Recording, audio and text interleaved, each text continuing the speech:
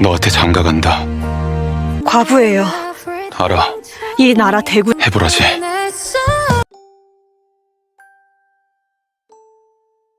Setelah itu, Yiyol langsung menuju ke tempat di mana Enju berada, karena Enju dalam bahaya.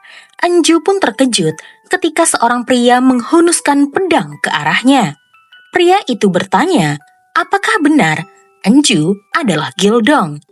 Enju dengan tenang berkata, jika memang ia adalah Gildong, bawa saja ia ke kantor polisi. Pria itu berkata ia tidak akan melaporkan Enju, tapi ia ingin Enju ikut dengannya. Namun rupanya Enju menolak karena ia sedang menunggu kedatangan Yiyol. Sementara saat Yiyol telah sampai, pria itu rupanya telah menghilang. Ia langsung memeluk Enju karena takut Enju kenapa-napa. Ia bertanya-tanya siapakah pria tersebut. Di sana Enju takut Yiyol khawatir, sehingga ia pun hanya bilang pria itu hanyalah seorang bandit biasa dan dirinya sudah mengalahkannya. Jadi Yiyol tidak perlu khawatir. Sementara pria bercincin hitam itu melaporkan hal ini kepada tuannya. Tuannya itu lalu berkata, ia sendiri yang akan mendatangi Gildong. Sementara itu, sebelum menghadapi Jay yang sedang mencari-carinya, Enju dan Yiyol bertukar informasi selama mereka bertukar tubuh. Dari sana, Yiyol pun tahu kenapa Jay, yang adalah putra kepala sekretaris kerajaan, hendak menangkapnya. Tanpa menunggu waktu lama, Yiyol pun langsung menyerahkan diri kepada Jay. Tetapi, karena dia adalah pangeran agung negeri ini, ialah yang berhak memerintah semua orang termasuk Jay.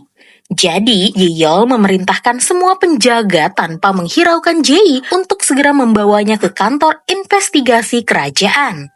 Sementara itu, Enju terlihat gelisah saat tahu Yiyol dituduh telah membantu melepaskan pembunuh Gildong karena bersekongkol dengan Gildong.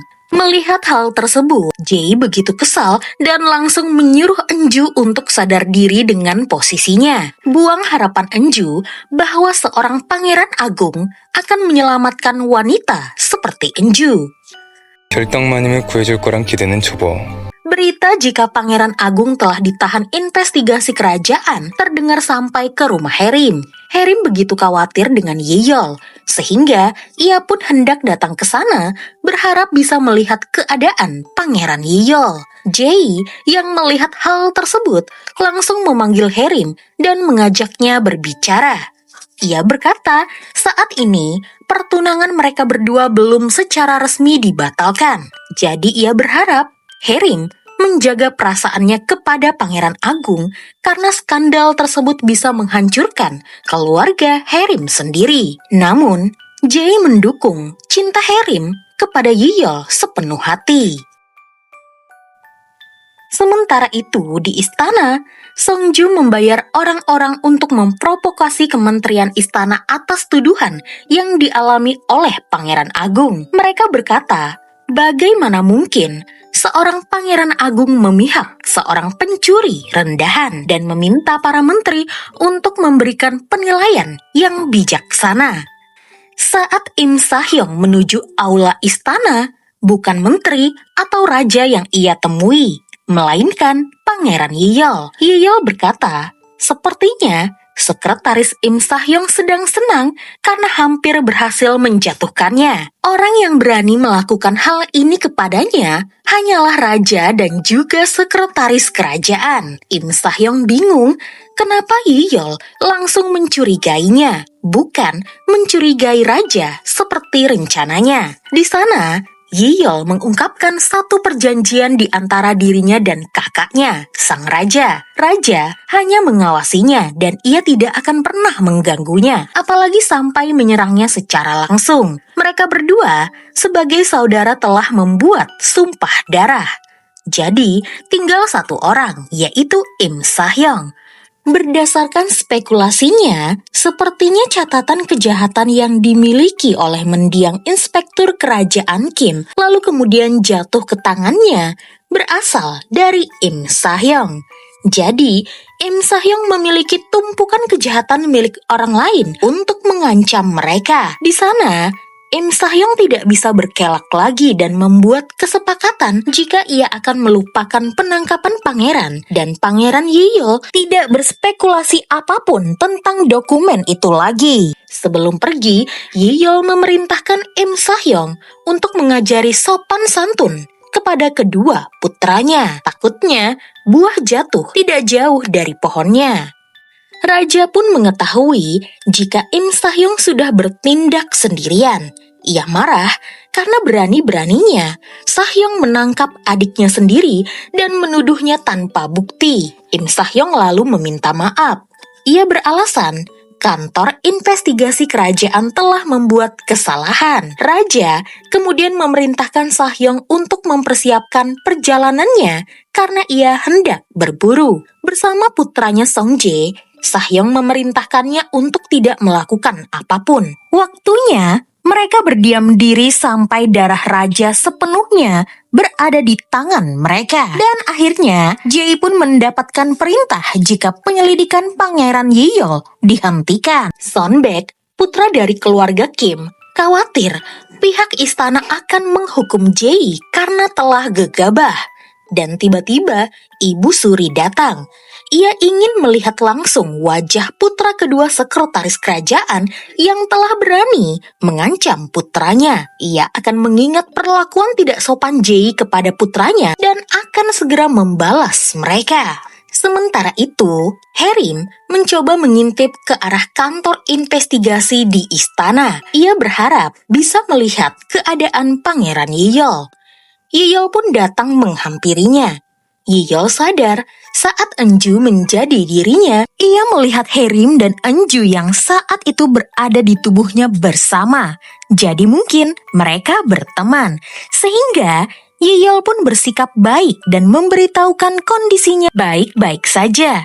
Tanpa Yiyol tahu, rupanya Ibu Suri melihat kebersamaan mereka berdua dan meminta dayangnya untuk segera mencari tahu siapakah wanita tersebut. Setelah itu, Yiyol menemui Enju yang pada saat itu berada di depan kantor investigasi untuk menyerahkan diri. Beruntung Yiyol datang tepat waktu dan memberitahukan berkat statusnya sebagai Pangeran Agung dan juga kecerdasannya, masalah ini akhirnya selesai. Yiyol justru mempertanyakan mengapa Enju malah mau menyerahkan dirinya begitu saja. Apakah Enju khawatir kepadanya? Meski sebenarnya Enju memang khawatir kepada Yiyol, namun di sana ia beralasan sebagai pencuri rendahan yang membawa seorang pangeran ke dalam masalah ini, ia tidak mungkin diam saja. Jadi agar hatinya lebih tenang, lebih baik ia menanggung semuanya sendirian. Lalu saat itu kepala polisi pun datang dan menanyakan keadaan pangeran. Ia meminta maaf karena terpaksa menyerahkan semua dokumen kepada investigasi kerajaan dan tidak menduga rupanya mereka sedang mengincar pangeran. Lalu, kepala polisi bertanya kepada Enju apa hubungan Enju dengan Gildong. Karena sebelumnya, saat mendengar Gildong telah tewas, Enju yang pada saat itu adalah Yiyol berlari sekuat tenaga dan mengecek jasadnya. Yiyol dan Enju langsung kelabakan. Enju bingung harus berkata apa karena bukan dirinya yang mengecek jasad Gildong. Sementara Yiyol ketahuan karena ia mengira Enju yang tewas. Jadi Enju hanya bilang sebagai rakyat biasa, wajar jika ia sedih melihat pahlawan desa mereka telah gugur.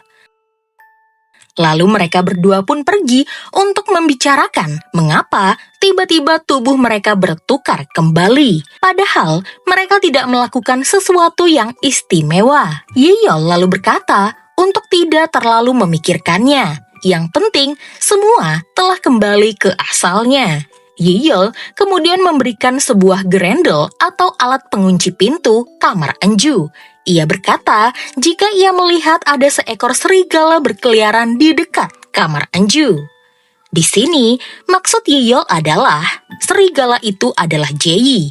Ia tidak mau Jae sampai dekat atau masuk ke dalam kamar Enju karena ia tahu pria licik itu menyukai Enju.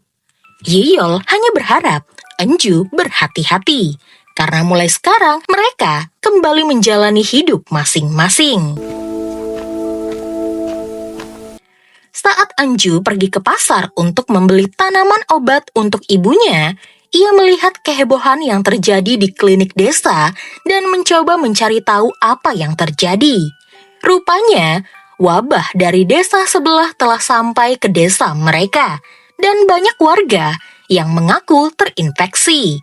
Enju pun berniat membantu, namun ia harus menemui kepala tabib terlebih dahulu. Tabib Sim Jinwon rupanya berada di istana karena ratu ingin memberitahukan jika ia melarang Herim menikah dengan keluarga Im yang bermasalah. Ia menceritakan baru-baru ini sekretaris kerajaan itu menangkap Pangeran Agung. Beruntung raja masih memaafkannya. Jika tidak, keluarga Im bisa saja diusir dari istana. Beruntung, Sim Jinwon pun setuju, namun ia khawatir dengan masa depan adiknya. Sementara itu, jasad Gildong palsu rupanya benar-benar menghilang. Yiyol lalu memberitahukan kepala polisi untuk segera mencari pria dengan luka di tangannya seperti yang ia lihat saat di kuburan Gildong. Pada saat Yiyol berada di kantor polisi, Jae datang mencarinya karena ingin tahu hukuman apa yang akan ia dapatkan setelah berani mengusik seorang pangeran. Yiyol berkata, ini semua adalah kesalahan dari ayah Jae, dan jika memang Jae ingin hukuman, maka hiduplah. Hidup di dunia yang penuh siksaan ini. Lalu Jae mengingatkan Yiyol jika Enju adalah seorang janda. Tidak pantas seorang pangeran mendekati seorang janda rendahan dan menipunya. Yiyol lantas tidak terima. Ia berkata, keluarga Jae lah yang sudah menipu Enju untuk bersanding menjadi istri dari seorang pria tua. Harusnya Jae tahu akan hal itu. Di klinik, Enju dan Herim pun bertemu, meski bagi Herim ini adalah pertama kalinya ia bertemu dengan Enju, tapi kenapa ia merasa sudah lama mengenalnya, dan merasa mereka berdua suka dengan hal-hal yang sama. Jadi di sana, Herim berharap Enju mau menjadi temannya. Di rumah keluarga Im Sahyong telah mendapatkan kabar jika keluarga Shin membatalkan pertunangannya dengan Jae. Ia tahu semua ini adalah ulah dari putranya Jae, sehingga kemudian Im Sahyong memukuli Jae habis-habisan. Kabar ini pun terdengar oleh Enju yang segera membuatkan obat. Jae yang tahu jika Enju membantunya langsung menghancurkan tungku obat tersebut dan menyuruhnya untuk berhenti. Karena apapun yang Enju lakukan tidak akan bisa membuat keluarga di rumah ini hidup layaknya keluarga yang hangat. 그게 무슨... Hari itu, Raja dan selirnya, Gemnok, pergi berburu ke tempat yang agak jauh hingga bisa menghasilkan waktu 1 bulan. Dan Raja meminta Pangeran Agung, adiknya, untuk menjaga istana dengan baik. Sementara, Im Sahyong juga akan pergi, dan di rumah keluarga Im tertinggal Enju dan Sung Jae saja. Mengingat Enju pernah menghinanya, Sung Jae langsung memukuli Enju dan mengatainya rendahan. Bahkan, ia menghina ayah Enju juga, sehingga Enju pun tidak tinggal diam. Ia menerima segala macam pukulan, tetapi jika menyangkut ayahnya, ia tidak akan menerimanya.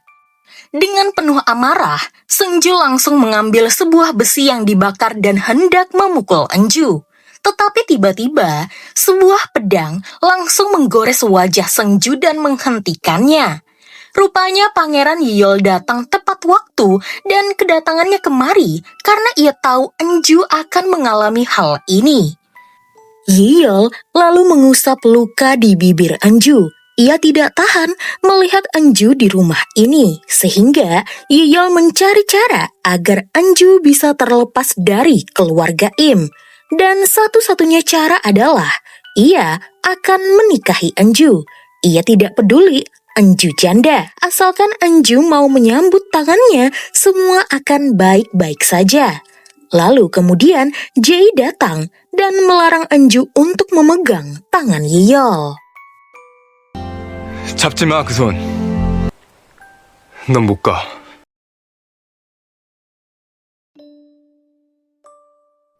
Jay memberitahu Yiyol bahwa Enju adalah nyonya rumah ini. Ia menjelaskan bahwa Enju tidak akan bisa keluar sebelum seluruh keluarga yang tinggal di rumah ini mati. Bagi Yiyol, ini jelas sebuah perang. Jika memang harus ada yang mati, maka Jay lah orangnya. Yiyol pun menantang Jay untuk berduel. Jika Jay menang, Enju tidak akan meninggalkan rumah ini sampai ia mati. Namun, jika Yiyol yang menang, maka Enju harus menikah dengannya dan hidup bahagia. Mendengar itu, Enju kesal karena hidupnya justru ditentukan oleh dua pria tersebut tanpa mempertimbangkan perasaannya.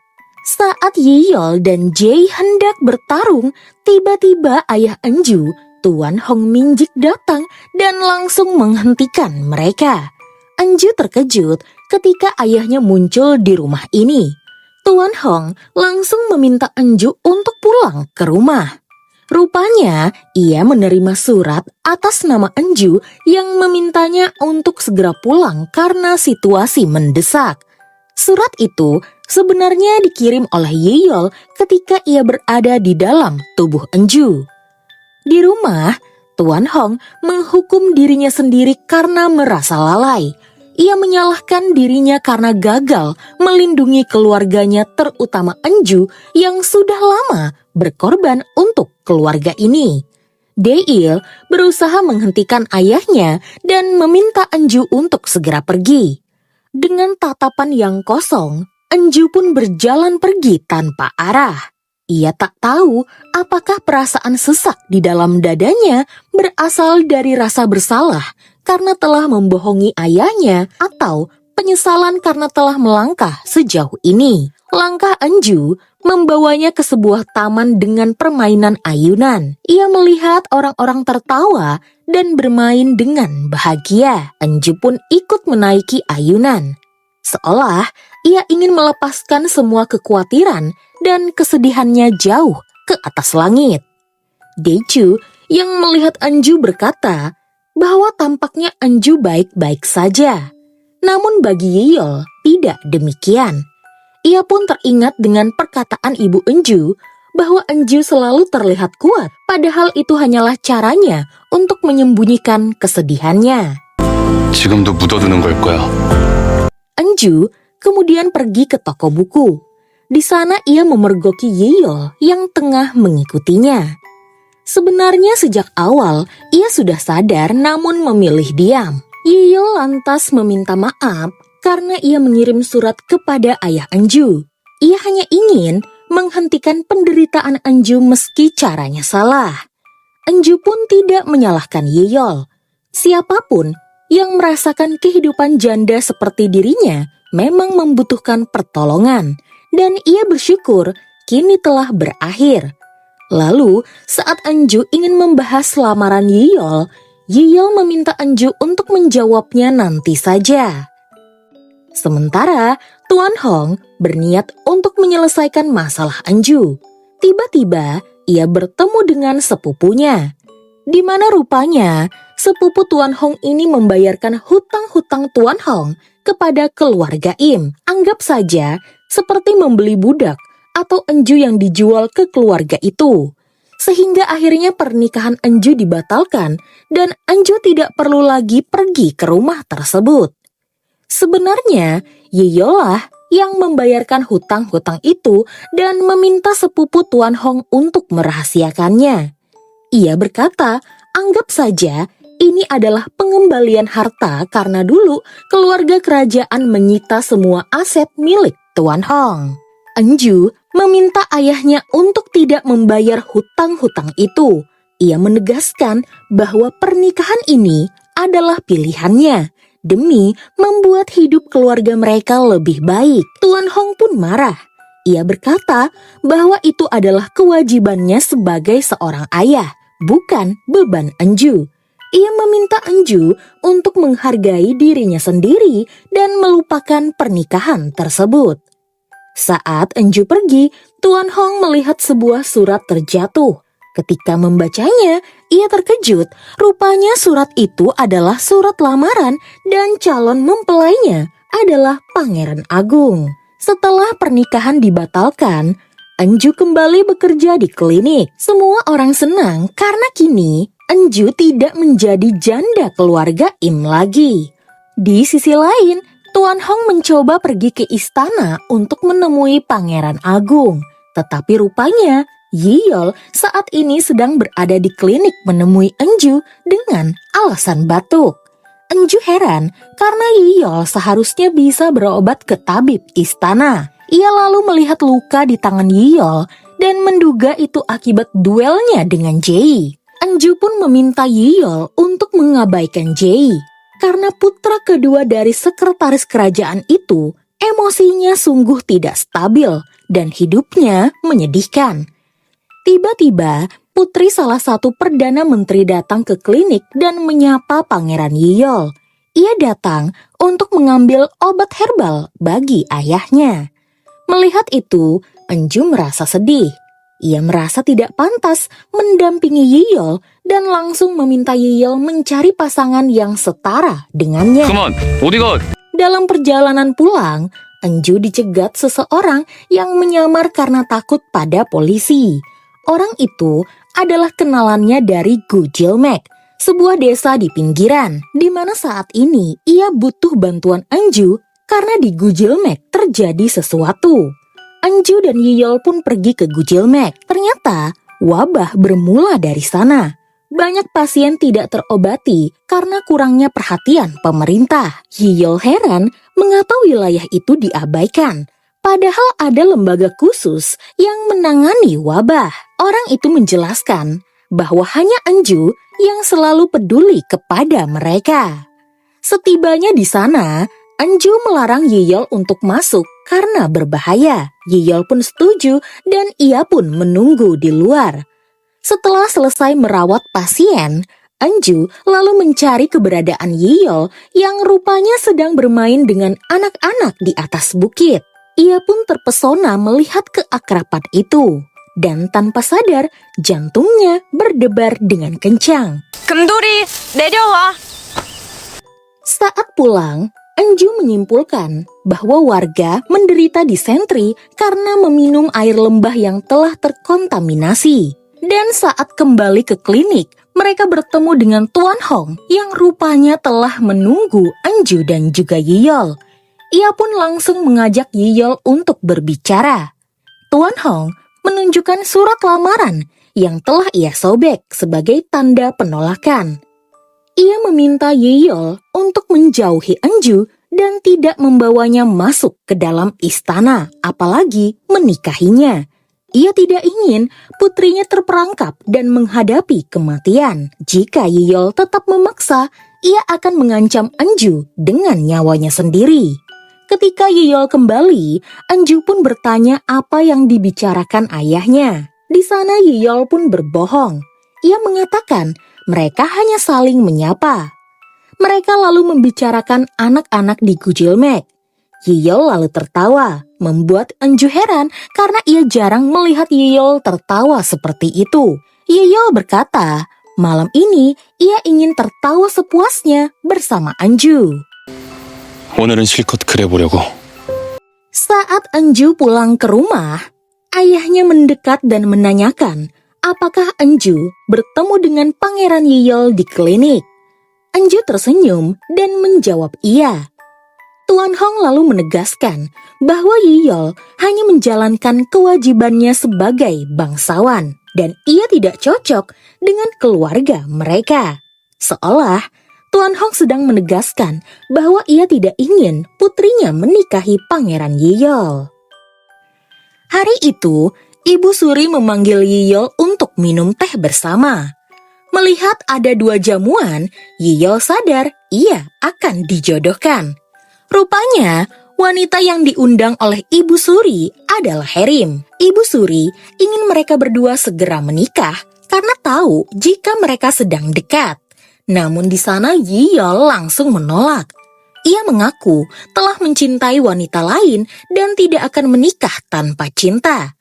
Ia lalu meminta maaf kepada Harry yang pulang dengan perasaan cemburu dan penasaran siapakah wanita yang dicintai oleh Pangeran Yiyol. Di Gujelmek, warga tiba-tiba menerima beras yang cukup untuk setahun. Enju yakin ini semua bantuan dari Pangeran Agung. Tetapi warga malah percaya ini semua pemberian dari Gildong. Mereka yakin pahlawan mereka itu masih hidup.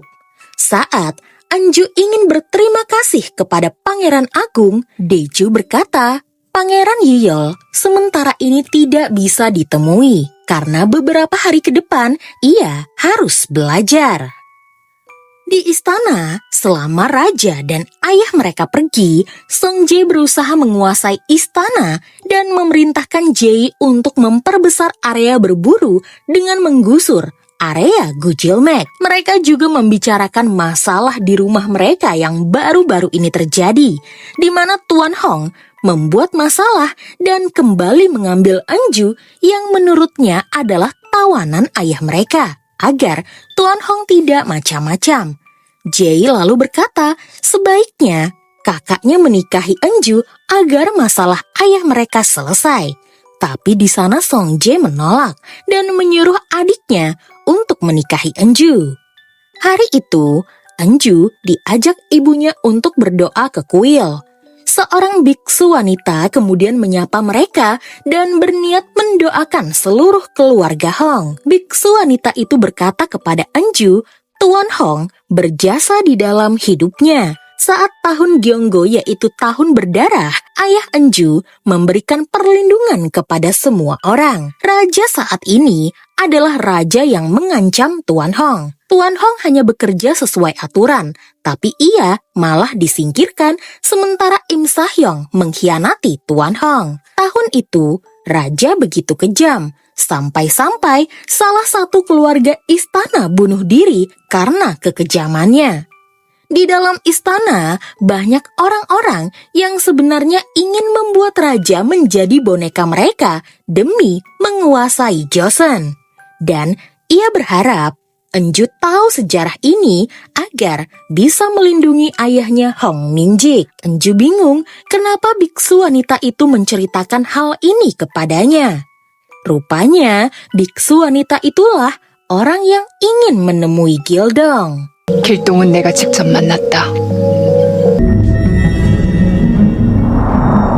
Malam itu, Song Jae mendapatkan kabar jika daerah Gujelmek terkena wabah. Ia pun punya alasan yang bagus untuk menyingkirkan desa tersebut. Malam itu, ia pun memerintahkan Jae untuk langsung meratakan Gujelmek dan membunuh semua orang yang ada di sana. Enju yang mendengar kabar tersebut langsung berlari menuju Gujelmek. Ia membangunkan semua orang untuk segera melarikan diri. Saat itu, seorang ibu yang membawa anaknya terkena panah. Enju pun langsung menggendong anak itu tepat sebelum panah api Jae menghantam.